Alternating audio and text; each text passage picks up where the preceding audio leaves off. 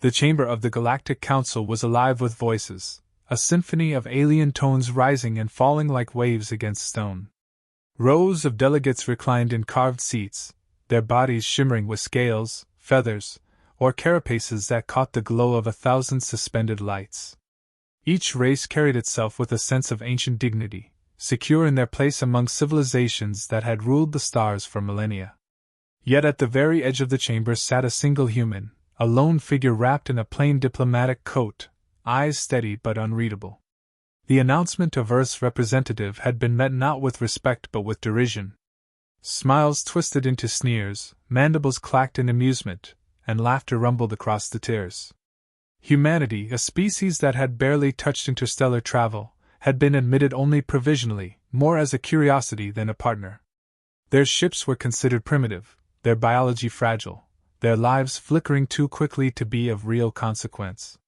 To the Council, humanity was a child at the table of giants. When the human diplomat rose, the laughter deepened. It echoed from walls of marble and crystal, a chorus of disbelief that this young species dared request the floor. A reptilian envoy from the Drac Confederacy hissed that humans should confine themselves to trade disputes and agricultural reports.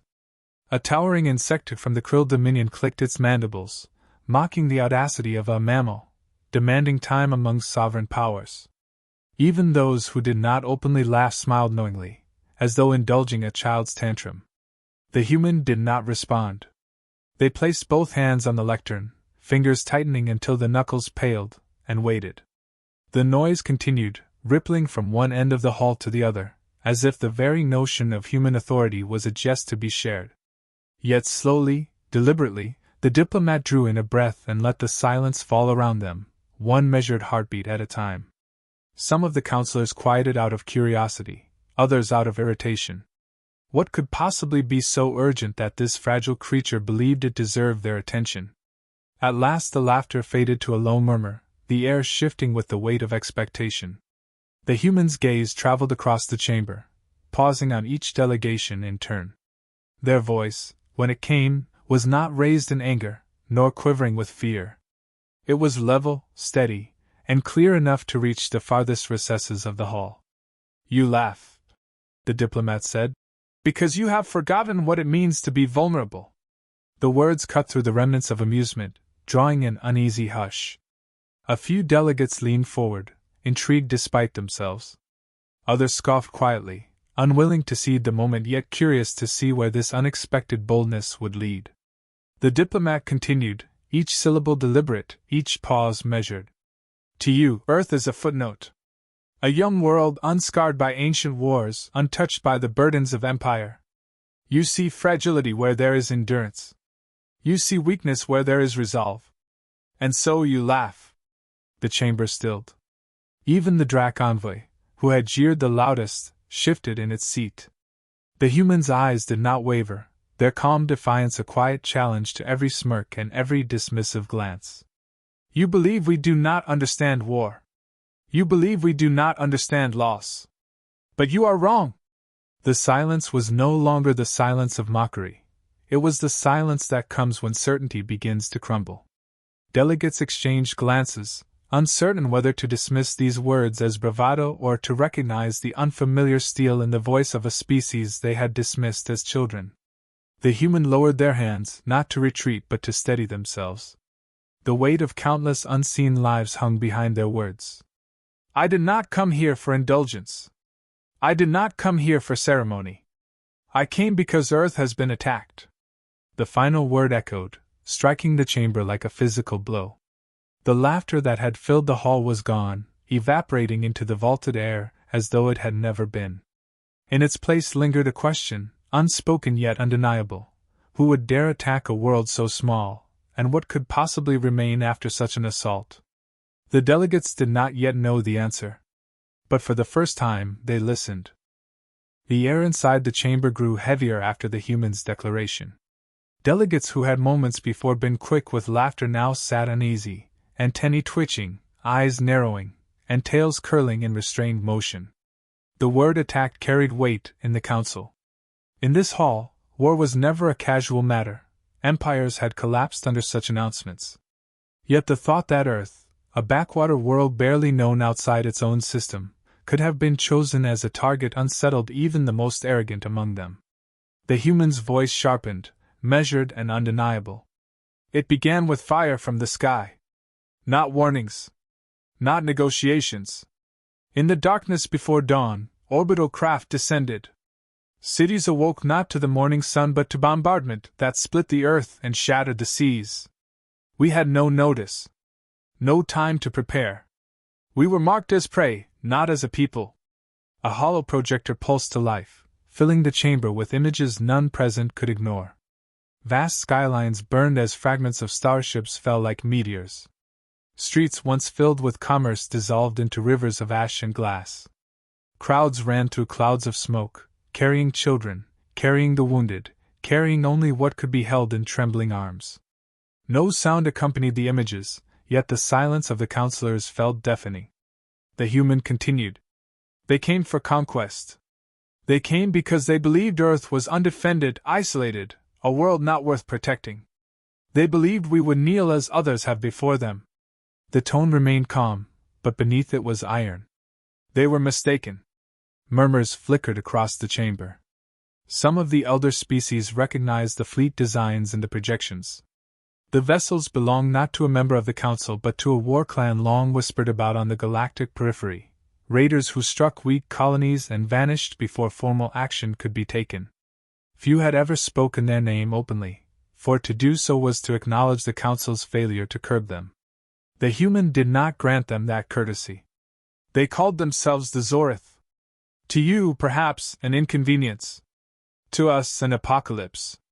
They struck at New York, at Lagos, at Beijing, at Sao Paulo. They brought weapons built to erase civilizations. They expected surrender. More images unfolded, soldiers and civilians alike pulling the wounded from rubble, engineers rerouting power through shattered grids, doctors stitching wounds with hands blackened by soot.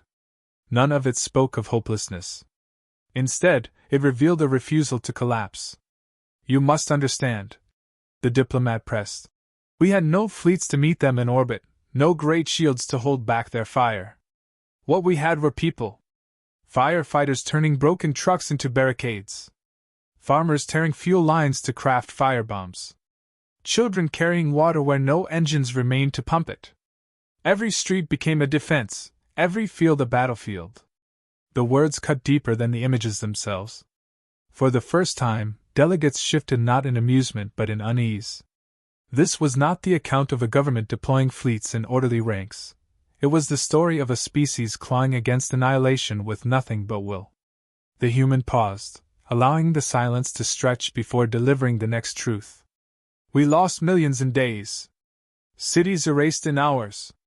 Entire coastlines blackened. But not once did the attacks meet surrender. Not once did they find a people willing to accept chains. Some delegates looked away. Others fixed their gaze on the human with a newfound attention. The arrogance that had filled the chamber earlier was bleeding away, replaced with the recognition that this fragile world had suffered blows that would have broken even older civilizations. The human diplomat's voice lowered, carrying the quiet conviction of someone who had seen too much to ever forget.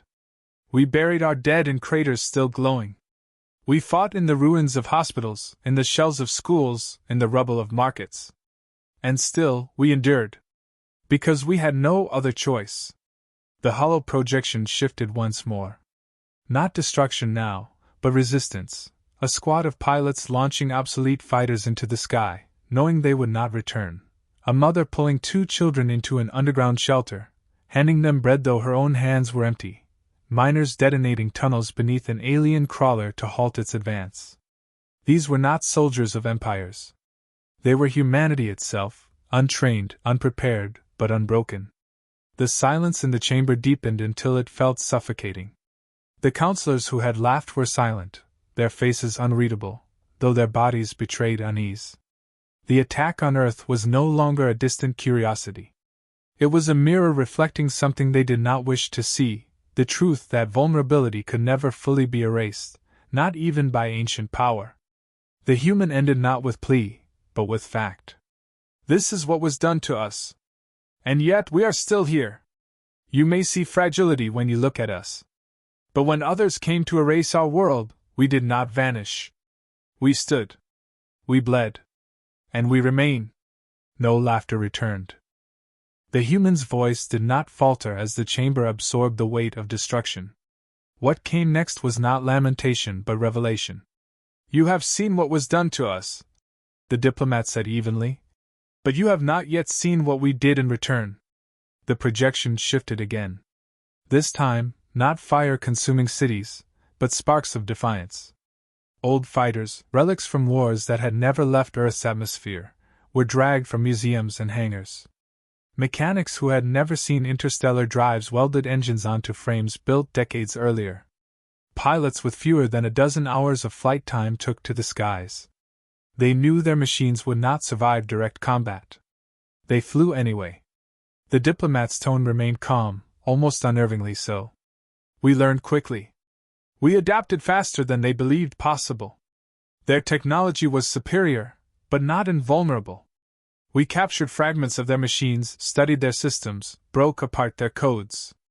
Within weeks, engineers who had never touched alien design found ways to turn their own frequencies against them.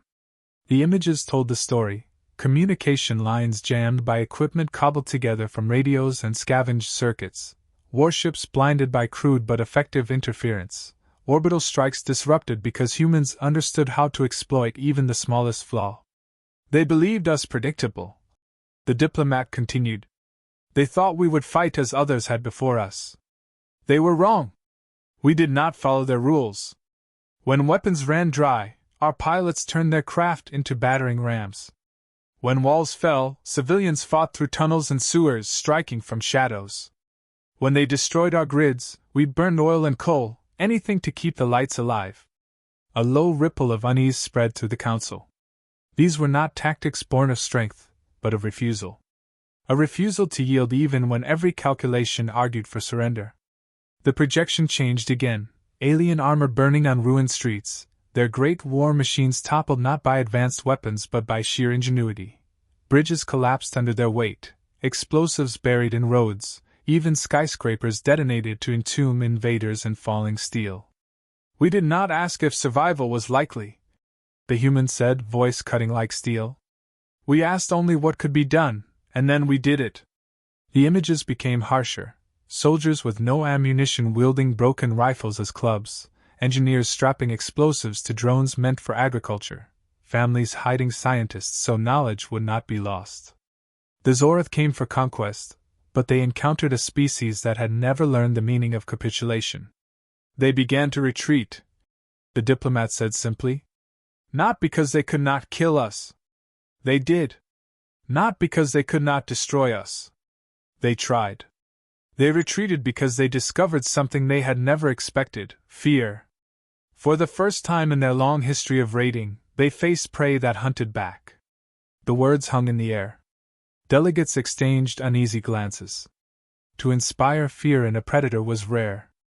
To drive them away was almost unthinkable. Yet the human spoke without exaggeration, as though delivering nothing more than a ledger of fact.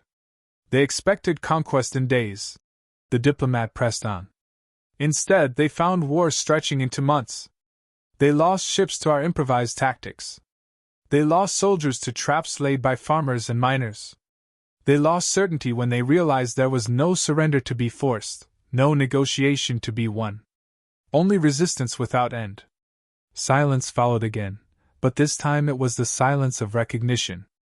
The Council had long seen humans as fragile, short-lived, incapable of contesting power. Yet here was proof: fragility had not translated into weakness. Mortality had not meant passivity. On the contrary, the fleeting lives of humans seemed to ignite a fire unmatched by empires grown complacent in their strength. The projection faded, leaving only the human standing at the center, eyes unwavering. We did not beg for aid while our skies burned. We did not kneel when our cities fell. We endured. We fought. And when the predators fled, it was not because of what we possessed, but because of what we are. The chamber remained frozen, every species confronted with a truth they had chosen to ignore. Humanity had not just survived an attack. Humanity had forced the attackers to retreat. And the echo of that fact reverberated like a drumbeat in every mind present. The newest voice at the table was not weak. It was dangerous. The counselors leaned forward, their earlier derision now dissolved into a silence that was not merely attentive but unsettled. The human diplomat did not let the weight of the moment dissipate. "You wonder why we fought when survival seemed impossible," they said, voice low and steady. "You cannot understand us if you do not understand that question. For us, the answer is simple. We fight not because victory is assured, but because surrender is unacceptable." The words did not rise in anger. They flowed with the certainty of conviction hammered by centuries of human struggle. "We are not the strongest species here. Our bodies break, our lives are short, our technology is young. Yet when pressed to the edge of extinction, we do not ask what will be lost. We ask only what must be done to protect one another. That is the truth of humanity. Our will is not measured in weapons or fleets, but in our refusal to abandon each other." The projection returned, not of burning cities now, but of faces. Soldiers carrying wounded comrades. Strangers feeding children that were not their own. Scientists working by candlelight to save knowledge while bombs fell above. These were not images of conquest but of solidarity. "We have lived always with the shadow of mortality close to us," the diplomat continued. "We know time is short. That knowledge does not break us, it drives us. Every heartbeat is precious, every choice carries weight. It is why we create, why we endure, why we rise after every fall. Where others see futility, we see duty." A scaled delegate hissed in disbelief, unable to stop itself. "Why sacrifice yourselves when logic says resistance leads only to annihilation?" The human's gaze turned toward it without hostility, only resolve. "Because to submit is worse. Because a life lived in chains is not life at all. Because even if we fall, those who come after us must know we stood. That is why our history is filled with stories where odds meant nothing and will meant everything." The chamber darkened briefly as new images appeared. Not of the Zorith War, but of humanity's past. A handful of soldiers holding a pass against an army 1,000 times larger. Cities rebuilt from rubble after wars that scarred continents. Ships launched into the void by a species that should never have left its cradle. Marches where unarmed people faced guns, not for conquest but for justice. The diplomat's voice wove them together seamlessly. "These are not myths," they said. "They are the record of our existence. We do not endure because it is easy. We endure because it is necessary. Our strength is not in what we own, but in what we refuse to surrender: hope, freedom, each other." The counselors sat transfixed. Some shifted uncomfortably, for such words cut against the grain of their own histories. Others stared as though seeing the human for the first time, not as a novelty, but as a force. The diplomat let the silence linger before pressing the final truth. "You ask why we fight. It is because every child, every elder, every stranger carries worth beyond measure. It is because to stand idle while they suffer would be to deny our own humanity. And it is because even in the face of certain death, the act of resistance gives meaning to life." Their voice grew quieter though not weaker. "Perhaps you find this irrational. Perhaps to you it is madness. But to us, it is identity. It is the essence of what it means to be human." No delegate spoke. The chamber was suspended in stillness, confronted with a philosophy as alien as any biology yet as undeniable as gravity. Humanity had revealed itself not through conquest or wealth, but through a conviction that no empire, however ancient, could easily dismiss. The final words of the diplomat carried across the silence like a blade. "So laugh if you must. Call us fragile, call us young. But know this, when predators come, when darkness falls, humanity does not vanish. We endure. We resist. And we rise." The chamber held its breath as the human's final words echoed. No delegate laughed now. No envoy muttered dismissively. The silence stretched, pressing down like gravity, as every species present grappled with what they had witnessed. For centuries they had prided themselves on wisdom, on dominance, on the certainty of their place in the galaxy. And yet, a newcomer had stood before them and shattered their assumptions with nothing more than truth. Whispers rose among the counselors. Some voices carried unease, others awe, and a few even fear. To admit humanity's strength was to admit that the council had failed to act when Earth was struck. To acknowledge humanity's resilience was to acknowledge their own complacency. That realization burned in the chamber more than any accusation. The human did not press. They did not beg. They stood unmoving, a steady figure in the center of a vast circle of ancient powers, as if daring them to decide whether this was a species worth ignoring or one to be reckoned with. The weight of the choice was no longer on Earth. It rested entirely with the Council. An elder from the Cerati was the first to speak. Its kind had endured for 10,000 years, weathering wars that reshaped entire regions of space. Yet its voice trembled faintly as it admitted, "To dismiss them now would be folly. They have endured what would have destroyed us all." Others followed, some reluctantly, some with conviction. The insected krill, once sneering, now clicked their mandibles in unease, acknowledging that humanity's methods, though primitive, had forced a predator to retreat. Even the arrogant Drac envoy shifted uneasily, unwilling to speak, but unable to deny what had been shown. The debate surged, sharper with each word. Some counselors argued humanity was too volatile, too unpredictable, too dangerous to be welcomed fully.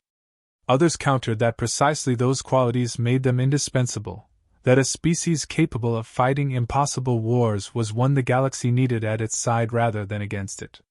The arguments swelled until the chamber vibrated with voices, each carrying the weight of fear, admiration, or calculation. Through it all, the human remained silent. Their presence was not of a supplicant awaiting judgment, but of a witness awaiting truth. This silence unnerved the council more than any speech.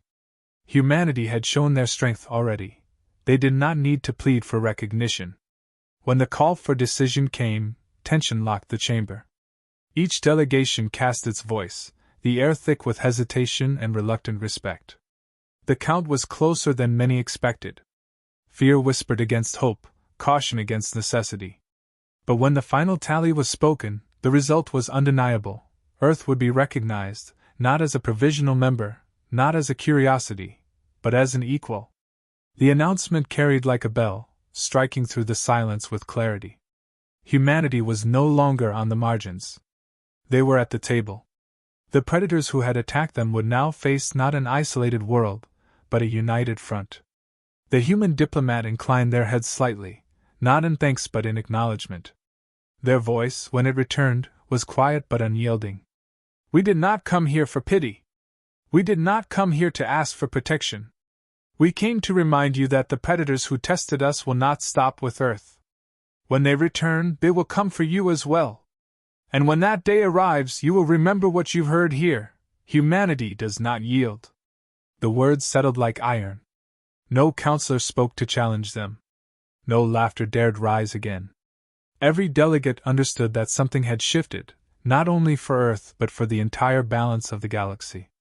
A species once mocked as fragile had revealed itself as a force capable of reshaping the future.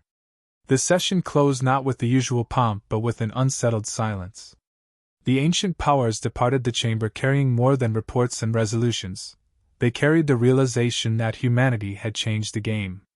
The youngest species at the table had shown the oldest a truth they had long forgotten. Strength is not measured in age or numbers, but in the will to rise when all else says fall. And so the council left in silence, but one truth remained, unspoken yet undeniable. Humanity had come not to join the galaxy but to challenge it. And the galaxy, for the first time in memory, had listened.